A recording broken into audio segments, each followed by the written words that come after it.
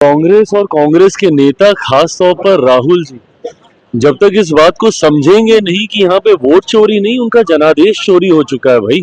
उनके पास अब कोई जनाधार बचा ही नहीं है। और जब तक ये बहानेबाजी बनाते रहेंगे और ये आत्ममंथन नहीं करेंगे कि कारण क्या है कि एक के बाद एक के बाद एक के बाद ये चुनाव हार रहे हैं, अलग अलग राज्यों में चुनाव हार रहे हैं, लोकसभा के चुनाव में जनता बार बार इनको नकार रही है। कभी चौकीदार को चोर मान लेते हैं, कभी वोट को चुराने वाले सत्ता पक्ष को ये मान लेते हैं। विश्वास इनका किसी संस्था पे बचा नहीं है। जितने भी संवैधानिक स्वतंत्र संस्थाएं हैं, चुनाव आयोग जैसी संस्थाएं, उस पे भी इनका विश्वास नहीं बचा है। तो ऐसे में ये स्वयं को अराजकता की ओर ये लेकर जा रहे हैं।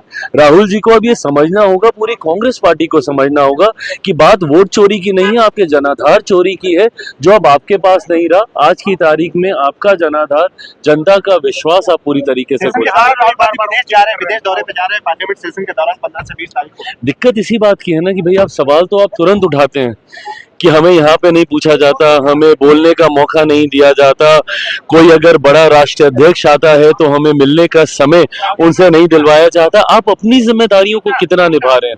जब सदन में बड़ी से बड़े विषयों को लेकर बहस होती है, चर्चा होती है, एलओपी होने के बावजूद आप सदन से आप नदारत रहते हैं। इन्हीं की पार्टी के इससे पूर्व में भी एलओपी रहे हैं, जो कि पूरा पूरा समय सदन को दिया करते थे।